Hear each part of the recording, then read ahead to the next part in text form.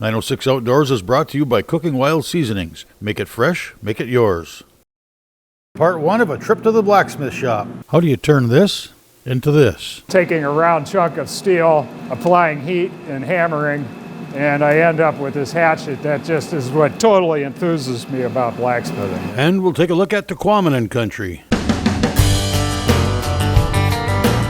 9 million acres of forest, 1,700 miles of continuous shoreline, 4,300 lakes, 12,000 miles of streams, more than 300 waterfalls, 15 counties, 2 time zones, and 1 area code. Welcome to the Upper Peninsula. Welcome to 906 Outdoors.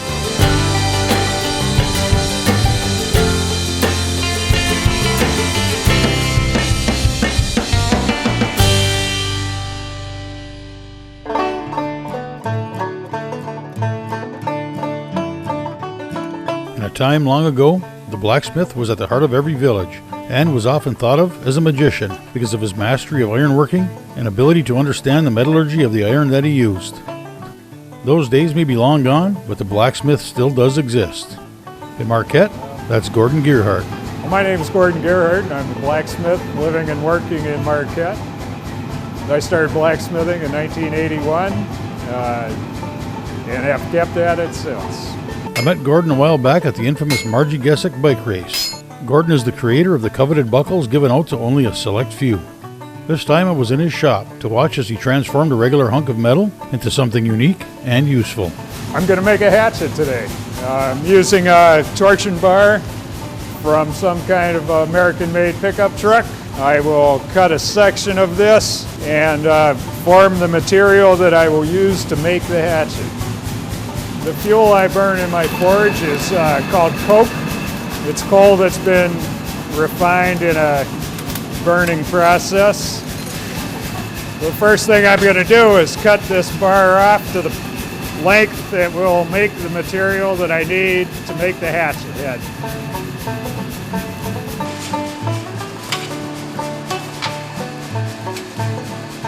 So my first step will be to bring it over here to the anvil, cut some marks with that tool, which is called a hot cut. Then I'll take it to the power hammer and cut it all the way off.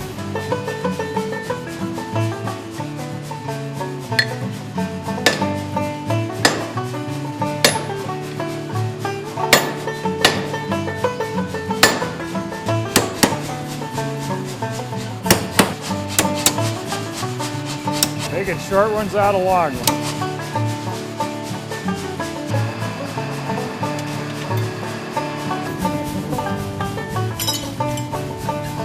And so what I'm doing here is just filing off the ragged ends of the cut so that they do not get forged into the final piece.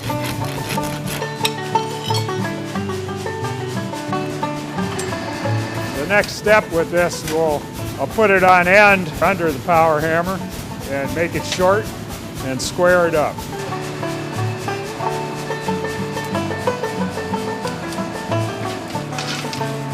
I salvage a lot of my own steel. It rarely is the proper size that I need, so I end up hammering it down into the size I need. The hatchet head's an example of this, where I'm starting with a round bar, and in the process of forging we'll turn it into a rectangular block, which will then be made into the hatchet.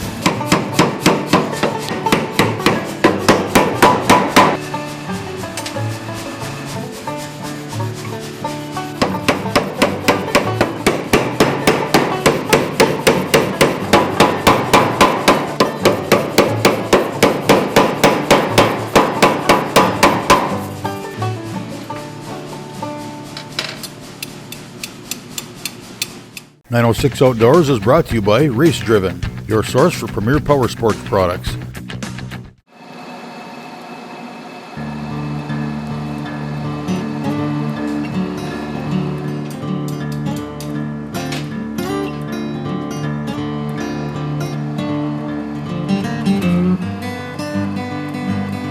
I've made a lot of my own tools. A few of the hammers I've made, many of them I've collected from garage sales and junk shops. The tongs, and the chisels and punches, all of those I've made. Through the years, I've made special tools for particular jobs. Sometimes they only have one use, and then they are used for that job and then not used again. A lot of times I'll reconfigure them to work for something else. Bring the block out of the fire. I'm just going to put some light marks in here. This will be where the eye starts.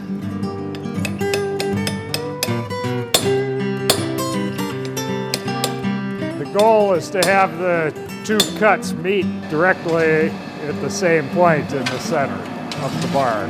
Sometimes it happens, sometimes not.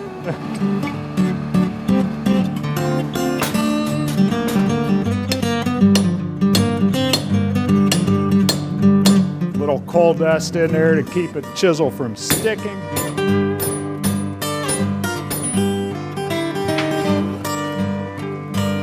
I guess blacksmithing goes in spurts. There's a lot of action for a very short time, and then there's a lot of standing around waiting for it to get hot again. Little bits at a time.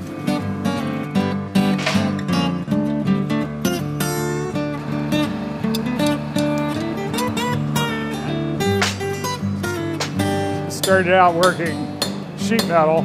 I worked for my grandfather during my summers when I was in high school. I guess that's what got me to be pounding on metal.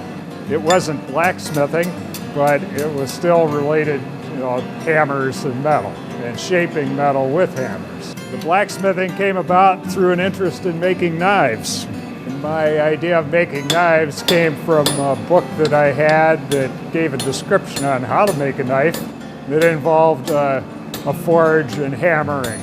So that really got me started thinking about blacksmithing. So the next step in this process is to open that hole up a little bit, drive a series of drifts through there to shape that eye. Eventually I got enough information in my head that I built a forge and acquired some coal and an anvil and a hammer. And that was really the beginning of my blacksmithing. I had very little knowledge about blacksmithing itself, but through books and trial and error, I learned. Why I keep doing it, the process of heating metal and then pushing it into shape with hammers and other tools is really what has kept me doing it. There's an endless variety of shapes that can be created with that method. And I keep coming up with things that interest me in that area.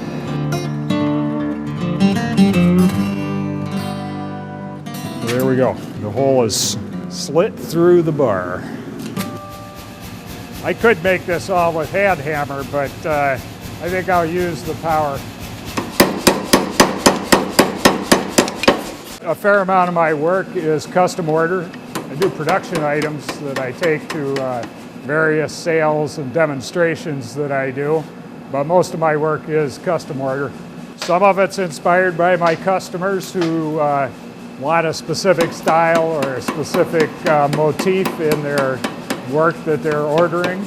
I recently did a fire screen, and I followed my customer's business logo, which was tree branch with birds. And so using that as a takeoff point, I came up with my own interpretation. Sometimes I'll just have ideas in my head and think that I need to carry them out. And that would apply to a lot of my artwork. Today's show is brought to you in part by Rapid River Knife Works, home of Michigan's largest custom knife factory showroom.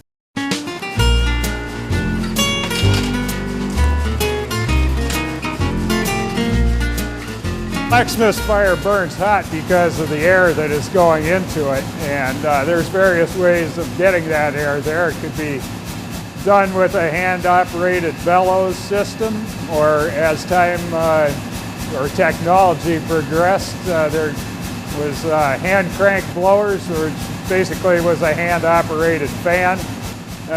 And what I use here now is an electric fan that blows the air into the fire. It saves a lot of effort and energy expenditure. And while the fan is blowing, I can be doing other things.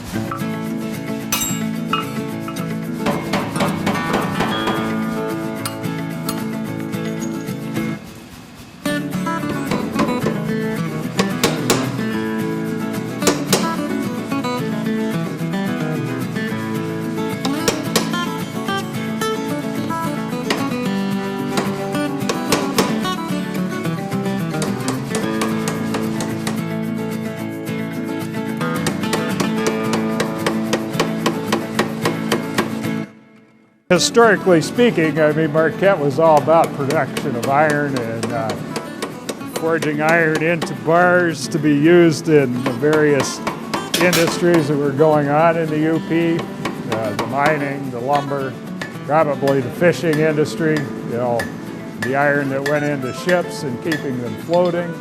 And, you know, Marquette was a city that was built on providing that iron for all those industries that were happening up here in the late 1800s. You know, it's kind of ironic or maybe fitting that I am here in Marquette hammering iron.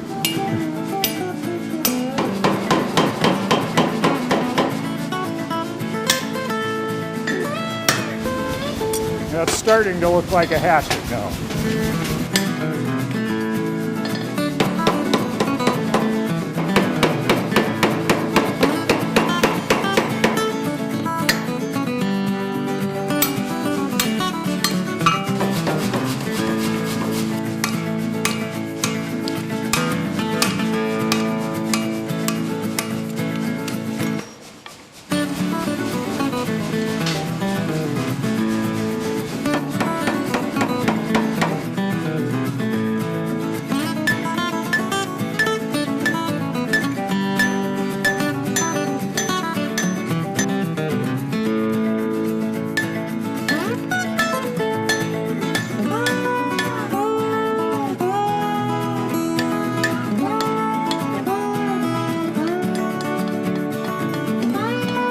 I'm just going to refine the edge a little bit, call it done.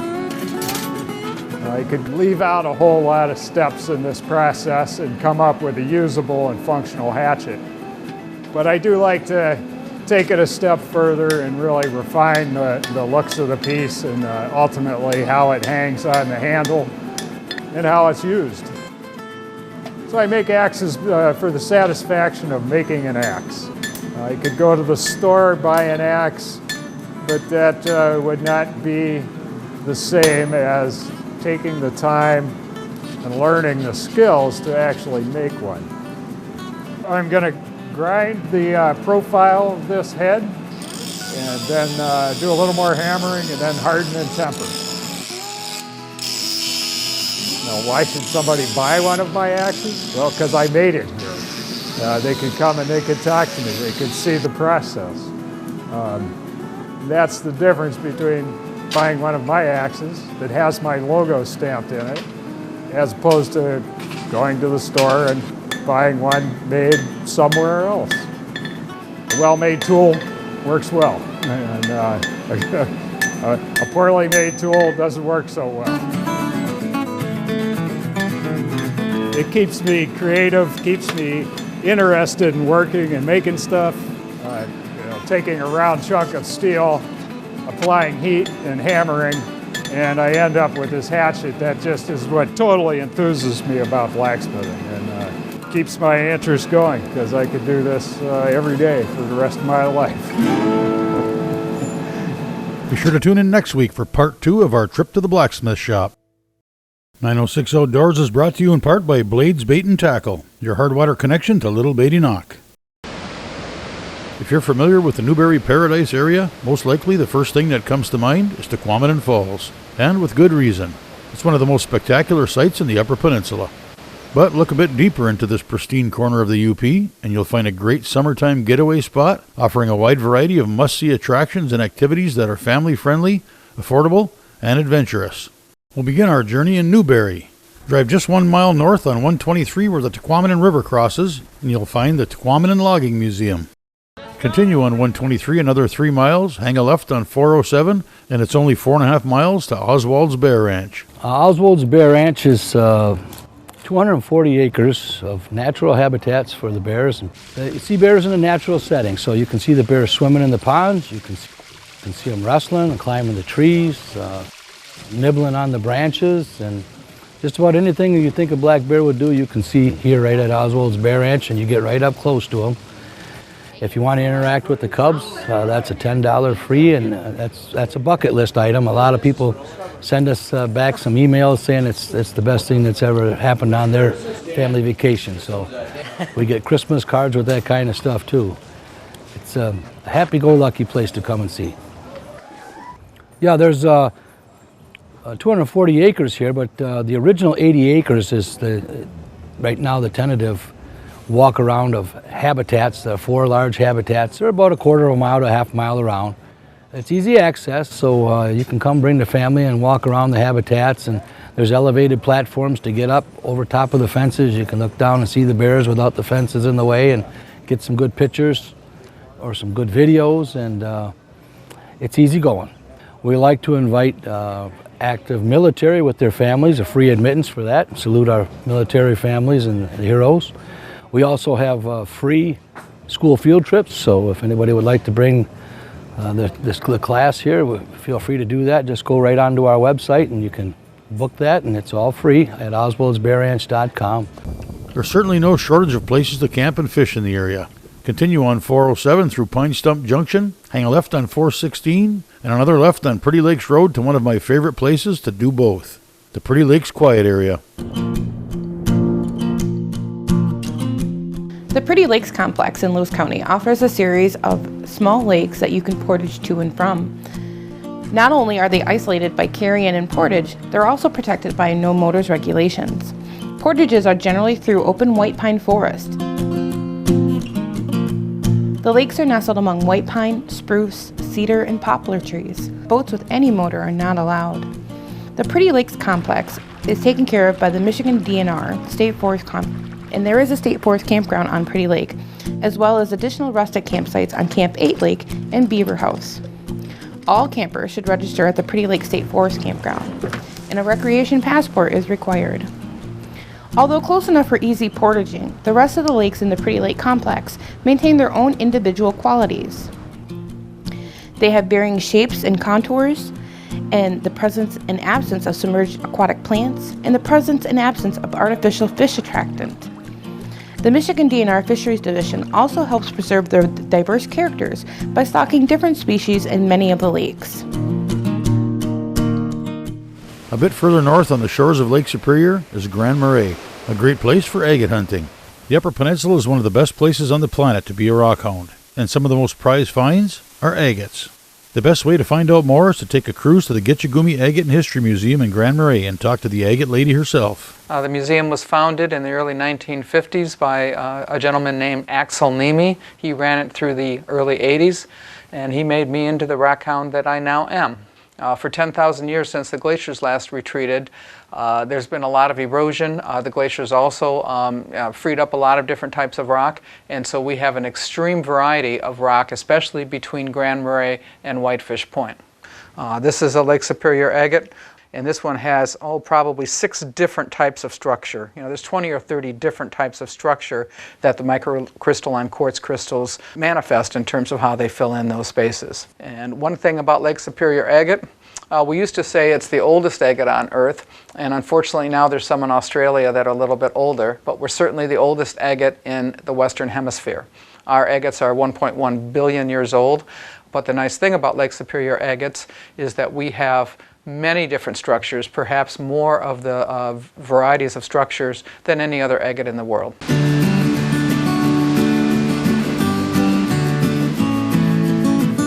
Travel a half an hour north of Newberry on 123 to Tahquamenon Falls State Park, home to the area's biggest attraction, Tahquamenon Falls. The lower falls is made up of 5 smaller falls. 4 miles upstream, the Upper Falls is one of the largest waterfalls east of the Mississippi. It's 200 feet across with a 50-foot drop spilling more than 50,000 gallons of water per second. The Falls may indeed be the centerpiece, but there's a whole lot more park going on here than meets the eye. There are 6 different nature trails throughout Tahquamenon Falls State Park. One of the ones that is most well known is the hike from the upper falls to the lower falls in the park itself. They also offer a shuttle service, so if you walk from one to the other and you need to get back to your car, you don't have to walk back, you can get a ride. There are 2 campgrounds in Tahquamenon Falls State Park, one at the lower falls, and the other is 5 miles south of Paradise on M123, where the Tahquamenon River flows into Whitefish Bay on Lake Superior. At the lower falls campground, there are 2 modern campgrounds with 90 sites each, complete with electricity, fire pit, table, hot showers, and flush toilets. There's a picnic area and shelter, playground and concession stand. The campground at Lower Falls is open year-round. The Tahquamenon Falls Rivermouth unit features 136 modern and rustic campsites along the Tahquamenon River with a boat launch. Tahquamenon Falls State Park encompasses close to 50,000 acres stretching over 13 miles. Most of this is undeveloped woodland without roads, buildings, or power lines. Much of this rarely seen backcountry can be accessed by the 35 miles of hiking trails in the park. Spend a day hiking through some of the great scenery the park has to offer. And if a day is not enough, spend a night at one of the park's backcountry campsites. And when you get back out, stop in at the Tahquamenon Falls Brewery for some genuine UP craft beers and great food. This look at Tahquamenon country covers only a portion of all there is to do in this unique corner of the UP. There are many more campgrounds, hiking trails, a couple hundred miles of ORV trails, canoeing and kayaking, and of course a wealth of fishing opportunities. Visit the Whitefish Point Bird Observatory. While you're in the area, stop by the Crisp Point Lighthouse or the Point Iroquois Lighthouse. Check out the many gift shops in the area. During the winter months, you'll find endless snowmobiling opportunities. Maybe come out for the Tahquamenon Sled Dog Race or any of the many events that take place throughout the year. Regardless of the season or your quest for adventure, you may want to put Tahquamenon country on your calendar for a great UP vacation destination.